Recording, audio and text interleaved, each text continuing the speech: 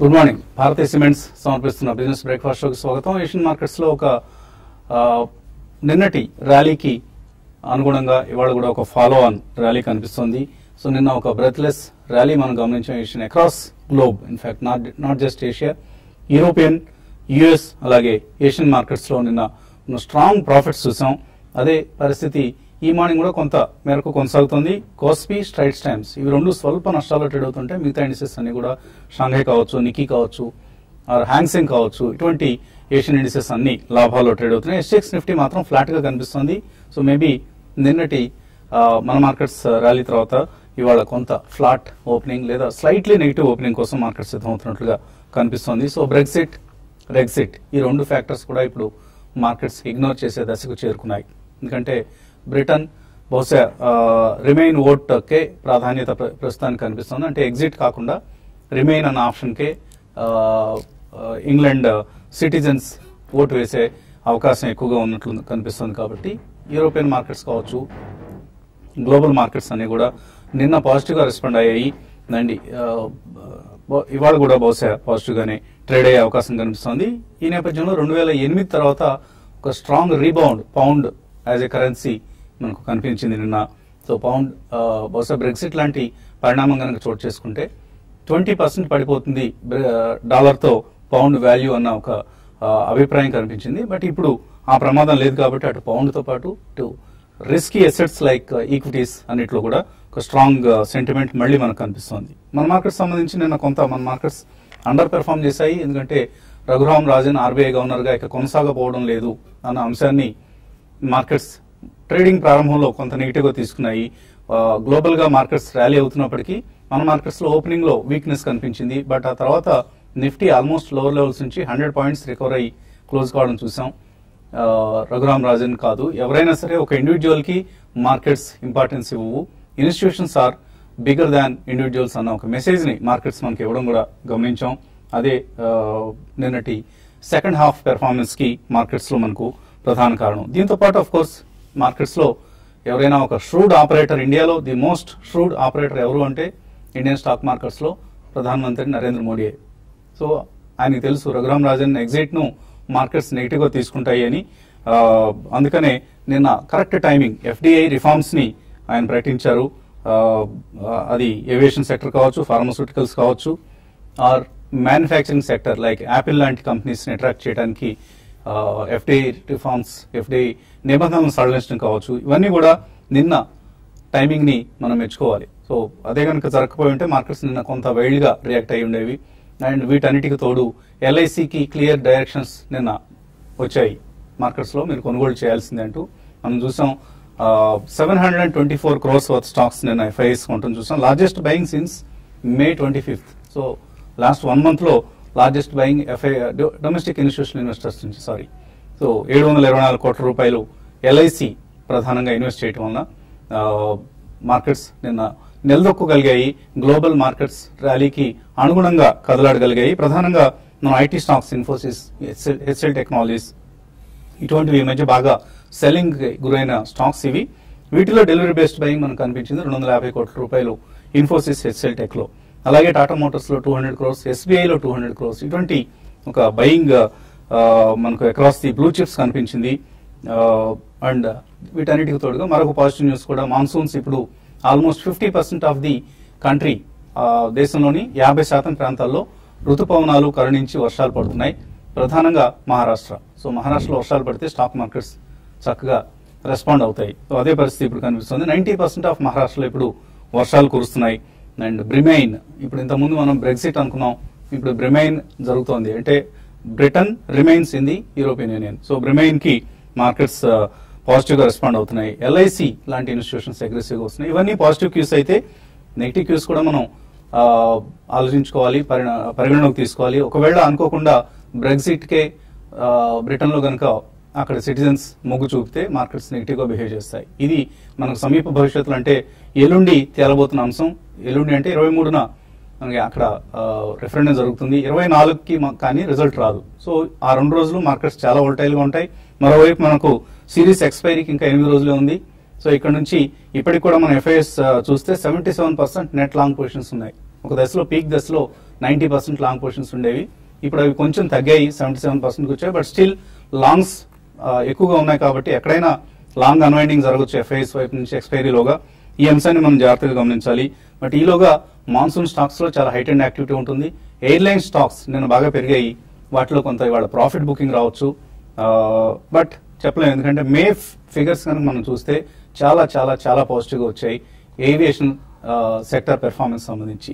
For instance spice jet 93.5% load factor తో మే నెల performance కనపరిచింది. So ఇది చాలా ఒక పాజిటివ్ డేటాగా మనం తీసుకోవచ్చు. సో ఏవియేషన్ స్టాక్స్ లో వాళ్ళ మిక్స్డ్ రియాక్షన్ ఉండబోతోంది.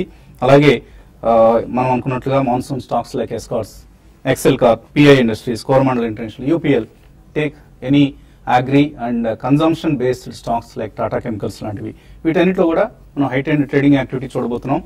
ఇక మార్కెట్స్ పరిస్థితి గురించి మాట్లాడేందుకు మనతో అనలిస్ట్ సిద్ధంగా ఉన్నారు. సో జగన్నాథ్ గారు, ఎటువంటి రాజన్ ఎగ్జిట్ కి ఇంకా మార్కెట్స్ బాసైకి ఎటువంటి ప్రాధాన్యత ఇవ్వబోవు, మేబీ రాబోయే గవర్నర్ ఎవరు అన్న అంశాన్ని గమనిస్తాయి. బట్ అదర్వైజ్ గ్లోబల్ ఫ్యాక్టర్స్ మనకు కొంత బ్రెక్సిట్ లాంటివి అనుకూలంగా కనిపిస్తున్నాయి. సో ర్యాలీ నిన్న ఏదైతే మనం చూసామో అది కొనసాగుతుందని అనుకుంటున్నారు? నిన్న రాజన్ అనే అంశం ఒక రోజు అంశం అయిపోయిందండి. ఒక రకంగా ఏంటంటే అది ఒక రకంగా మర్చిపోద్ది ఎఫ్డిఐ రిలేటెడ్ న్యూస్ అనలైజ్ చేయడంలో మార్కెట్ బిజీ అయిపోయింది. సో ఆ రకంగా అయితే టైమింగ్ చాలా మంచి టైమింగ్. ఆల్మోస్ట్ 9 సెక్టర్స్, అంటే ఒకటి కాదు రెండు కాదు, ఏవియేషన్ అని చాలా సెక్టర్స్ ఓపెన్ చేశారు. సో డిఫెన్స్ లాంటి సెక్టర్ ఎప్పుడు 100% ఎప్పటికీ వెళ్ళదు అనుకున్న లాంటి సెక్టర్స్ లో కూడా 100% తీసుకెళ్లిపోయారు. సో ఆ రకంగా అయితే ఇప్పుడు ఇవాళ మాట్లాడితే ప్రపంచం మొత్తంలో ఎఫ్డిఐకి ఏదైనా మోస్ట్ ఓపెన్ ఎకానమీ ఏదైనా ఉందంటే ఇండియా అండి. నవంబర్ తర్వాత మళ్ళీ నిన్న మనం చూసాం చాలా మేజర్ రిఫార్మ్స్.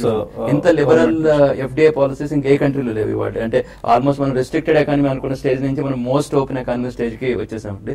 అయితే ఇప్పుడు ఏంటంటే ఎఫ్డిఐ వస్తే అంటే పర్మనెంట్ క్యాపిటల్. ఇప్పుడు ఎఫ్ఐఐ మనీ ఏంటంటే వస్తుంది వెళ్ళిపోతే అది వేరే విషయం. ఎఫ్డిఐ ఏంటంటే పర్మనెంట్ మనీ, జాబ్స్ క్రియేషన్ చాలా ఇంపార్టెంట్. సో ఆ రకంగా అయితే చాలా క్రూషియల్ మూవ్ యాక్చువల్గా వస్తుందని మనం ఆశిద్దాం.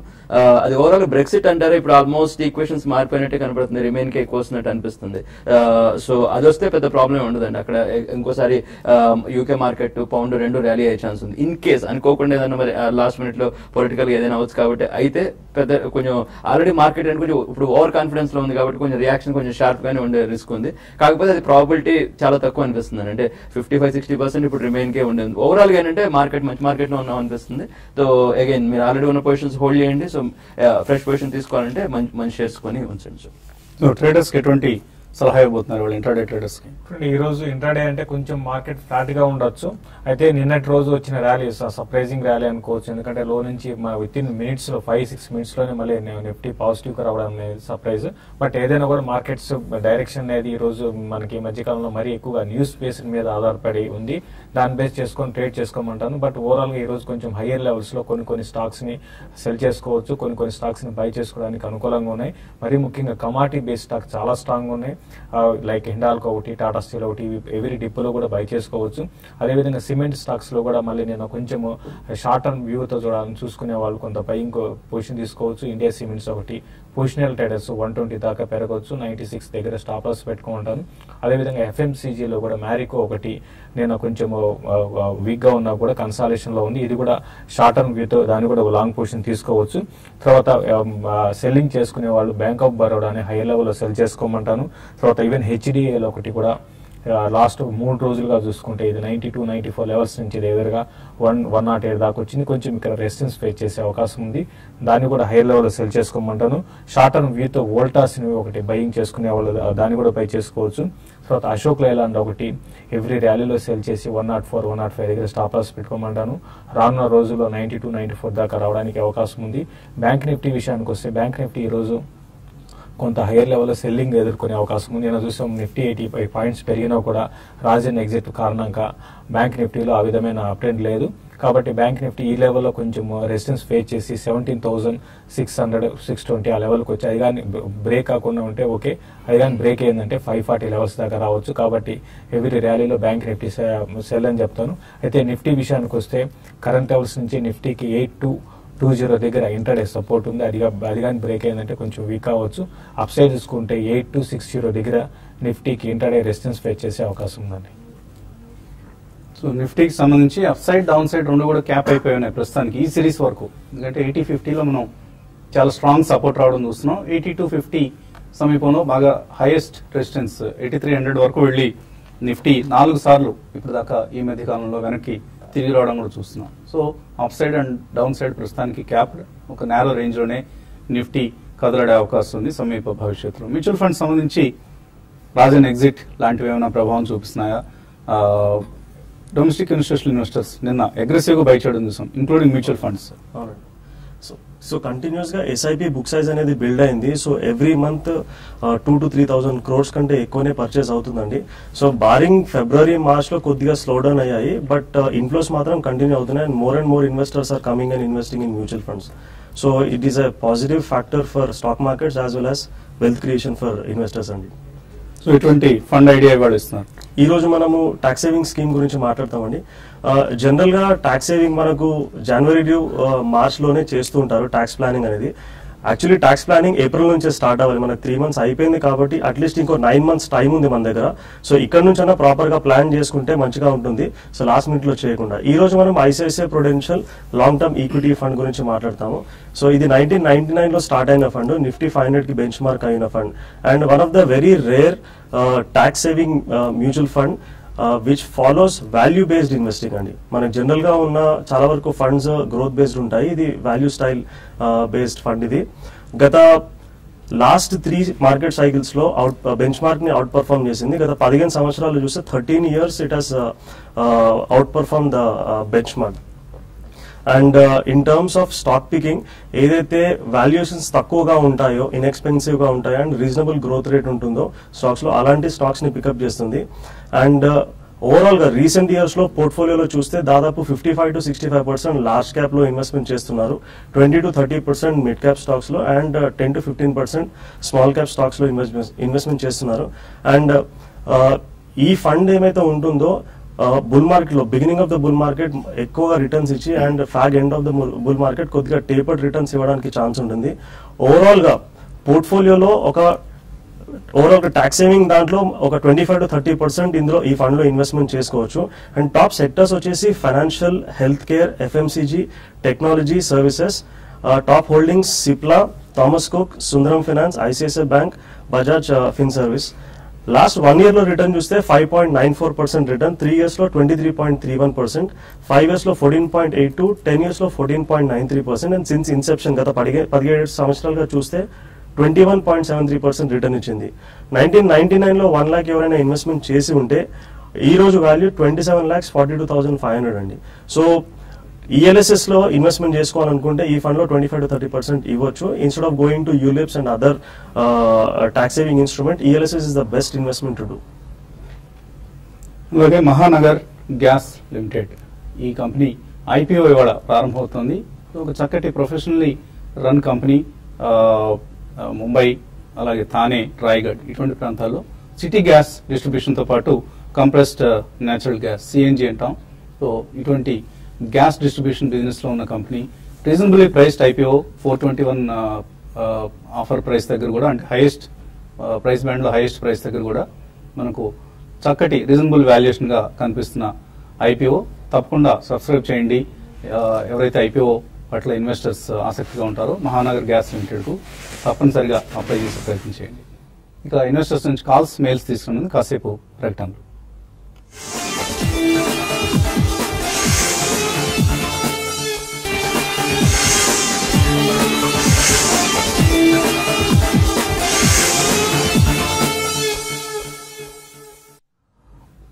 భారతీ సిమెంట్ సమర్పిస్తున్న బిజినెస్ బ్రేక్ఫాస్ట్ షోకి తిరిగి స్వాగతం. కాలర్స్ లైన్ లో ఉన్నారు. మొదటి కాలర్ చెన్నై నుంచి Krishna. Hello, good morning. Sir morning అండి, అడగండి. 2 questions సార్. ఒకటి శేషి గారిని, power finance corporation, Uttarakhand health education corporation 5 years point of view ఇక్కడే తీసుకుంటే ఇంకొన్ని డౌన్ సైడ్ ఉందా? రెండోది మ్యూచువల్ ఫండ్స్ లో సార్, ఈ థీమాటిక్ లో ఫార్మా ఫండ్ తీసుకోవాలనుకుంటుంది సార్. 1 lakh rupees ఒక 10-15 years కి. కాకపోతే అందులో ఏంటి ఎస్బీఐ, రిలయన్స్ ఇట్లా చాలా ఉన్నాయి సార్. ఆ థీమాటిక్ ఫార్మాలో ఏది కొంచెం బెటర్? ఈ 2 questions వచ్చారు. First question power finance corporation గురించి, అంటే లాంగ్ టర్మ్ కోసం అడిగారండి. అయితే ఇది లాంగ్ టర్మ్ కోసం మనకి చూస్తున్నామంటే పియూసీ స్టాక్స్ లో పెద్దగా మీకు అంతా 3-4 ఏళ్ళు 5 ఏళ్ళు మీరు హోల్డ్ చేస్తే మంచి రిటర్న్ వస్తుందని అయితే చెప్పలేము. ఈవెన్ రీసెంట్ డేస్ లో కూడా చూసుకుంటే చాలా వీక్ ఉందండి. ఆల్మోస్ట్ మనకి 52 వీక్ ఒక 20% పైనే ఉంది. దగ్గర 280 నుంచి కరెక్ట్ అవుతూ వచ్చింది. కాబట్టి స్టాక్ పెద్దగా అంటే స్టాక్ సెలక్షన్ అనేది అంత మంచిది కాదని అనిపిస్తుందండి. బట్ పెద్దగా డౌన్ సైడ్ అయితే లేదు, అదొకటే కొంచెం పాజిటివ్ అంశం. ఏదైనా కూడా మీరు 2 to 3 years 4 years టైం అనుకున్నప్పుడు వీటికన్నా momentum stocks, growth oriented stocks లో ఇన్వెస్ట్ చేసుకోమంటాను. డౌన్ సైడ్ అయితే ఇది వచ్చే కొద్ది రోజుల్లో 140-142 డౌన్ సైడ్ అక్కడికి వచ్చి ఆగడానికి అవకాశం ఉంది. అప్ సైడ్ చూసుకుంటే 180 దగ్గర బాగా రెసిస్టెన్స్ ఉందండి. అది దాటితేనే ఈ స్టాక్ లో అప్ ట్రెండ్ కొనసాగే అవకాశం ఉందండి. Thematic pharma fund, thematic funds లో కొంచెం రిస్క్ ఎక్కువ ఉంటుంది, కానీ ఎవరైతే రిస్క్ ఎక్కువ తీసుకోదలుస్తారో అలాంటి వాళ్ళు ఇన్వెస్ట్మెంట్ చేసుకోవచ్చు. ఎంట్రీ అండ్ ఎగ్జిట్ చాలా ఇంపార్టెంట్ అండి. సో మీరు ఫార్మా ఫండ్ కావాలి అని అంటే SBI pharma is doing well అండి, దాన్ని కన్సిడర్ చేయొచ్చు మీరు. But restrict your investment to 10-15% of the portfolio. So SBI fund SBI pharma funds లో SBI ఫార్మా ఫండ్. తర్వాత కాలర్ కూడా చెన్నై నుంచి లైన్ లో ఉన్నారు, మురళి. హలో, నమస్కారం అండి. నమస్తే అండి, అడగండి. సార్ నేను శ్రేయా షిప్పింగ్ లాజిస్టిక్స్ తీసుకున్నానండి. 320 ఒక 117 షేర్లు హోల్డ్ చేసుకున్నానండి. ప్రస్తుతం 9,500 లాభంలో ఉన్నాను. సో నన్ను ఇంకా హోల్డ్ చేసుకోమంటారా, ప్రాఫిట్ బుక్ చేసుకోవడం బెటర్ అంటారా? శ్రేయాస్ షిప్పింగ్ లో ప్రాఫిట్ బుక్ చేసుకోవచ్చా? Shipping companies actually overall industry ఇంకా రివైవ్ అవ్వలేదండి. షిప్పింగ్ చాలా టైట్ మార్జిన్స్, టైట్ సిచ్యువేషన్ లో ఉంది. ఆల్రెడీ ప్రాఫిట్ లో ఉన్నారు. నా సలహా ఏంటంటే ప్రాఫిట్ బుక్ చేసుకోమని చెప్తానండి. ఎందుకంటే ఒకవేళ షిప్పింగ్ థీమ్ ఉన్నారన్న కొంచెం ఫ్రంట్ లైన్ రావడం బెటర్. సో ఉన్న ప్రాఫిట్ మీరు బుక్ చేసుకోండి. అలాగే ఏ గణేష్ కుమార్ మెయిల్ పంపించారు. 1 లైఫ్ క్యాపిటల్ 70 రూపాయలకు ఉన్నారు, ఇప్పుడు 26 రూపాయలు అయిపోయింది, ఏం చేయమంటారు? అలాగే DQ ఎంటర్టైన్మెంట్ కరెంట్ ప్రైస్ లో కొంటారట. సో మొత్తం మీరు స్పెక్యులేటివ్ కౌంటర్స్ వైపు వెళ్తున్నారండి. 1 లైక్ క్యాపిటల్ అయితే ఇంకా మీరు చెప్పాల్సింది మీరు ఆల్రెడీ మీరు చెప్పారండి, ఇంకా చెప్పాల్సింది లేదు. ఆల్మోస్ట్ 52 వీక్ ఐకి లో దగ్గరే ఉంది. ఇది ఇంకా బాగా పడే అవకాశం ఉంది. నేను కొంచెం ఒక 3% పెరిగిందండి. ఇది బెటర్ ఏదంటే మీరు ఎగ్జిట్ కానీ, ఇమీడియట్ గా ఎగ్జిట్ కానీ, ఈవెన్ ర్యాలీస్ కూడా వస్తాయని చెప్పలేమండి.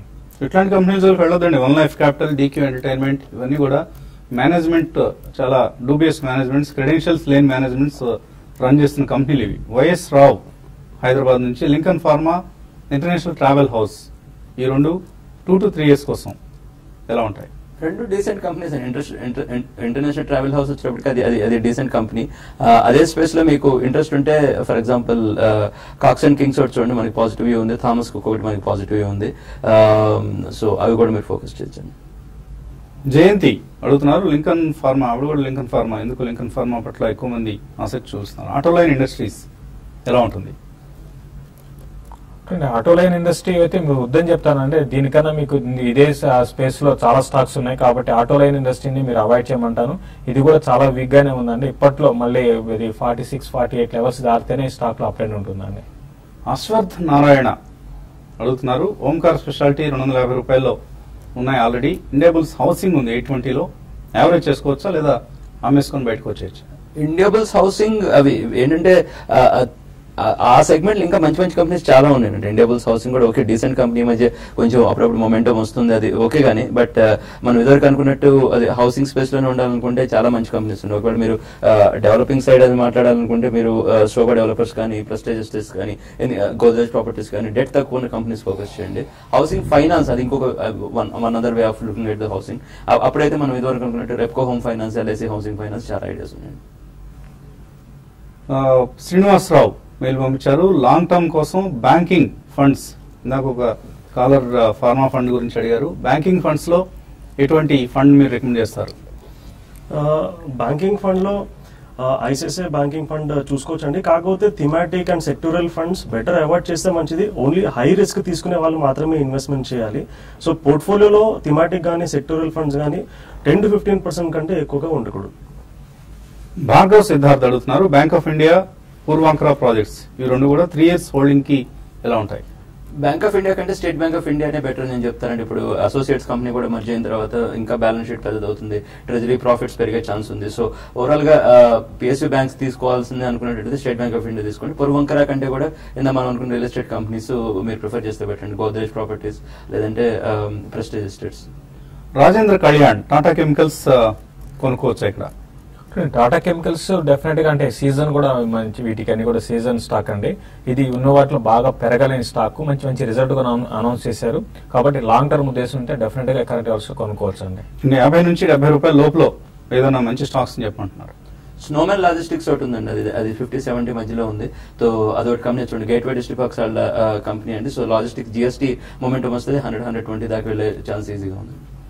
సురేష్ అడుగుతున్నారు, టాటా మోటార్స్, డివిఆర్, అశోక్ లేలాండ్ ఇవి రెండు ఎస్ఐపి మోడ్ లో 10 years కోసం చేయొచ్చా? సెలక్షన్ బాగానే ఉందండి, అంటే సెలక్షన్ బాగానే చేశారు. అందులో డివిఆర్ తీసుకోవడం చాలా బెటర్, ఎందుకంటే ఒకటి మీకు ఏంటంటే తక్కువ ప్రైస్ లో వస్తుంది, ఆల్మోస్ట్ 150 రూపీస్. ఎప్పుడైతే డిస్కౌంట్ టాటా మోటార్స్ కి టాటా మోటార్ డివిఆర్ మధ్యలో గ్యాప్ కూడా ఫిల్ అయితే మీకు ఎక్కువ పర్సెంటేజ్ రిటర్న్ వచ్చే ఛాన్స్ ఉంది. అశోక్ లేలాండ్ కూడా ఓకేనండి, అంటే మీరు డిప్స్ వచ్చినప్పుడు వదలకుండా చేయండి. ఎస్ఐపి ఏంటంటే డిప్స్ వచ్చినప్పుడు మన ఛానల్ టెంప్టేషన్ వదిలేద్దామని, అది అలా కాకుండా 10 years కంటిన్యూస్ గా చేస్తే డెఫినెట్ గా రిటర్న్స్ వస్తాయి. వెంకట్ చెప్తున్నారు ప్రాఫిట్ ఎవర్ ట్రేడ్ చాలా బాగుంటుంది, చక్కటి ఇన్ఫర్మేషన్ ఇస్తున్నారు అంటున్నారు. సో ప్రతి ఒక్కళ్ళు ప్రాఫిట్ ఎవర్ ట్రేడ్ రోజుకి ఒక్కసారైనా www.profitevertrade.in తప్పనిసరిగా విజిట్ చేయండి.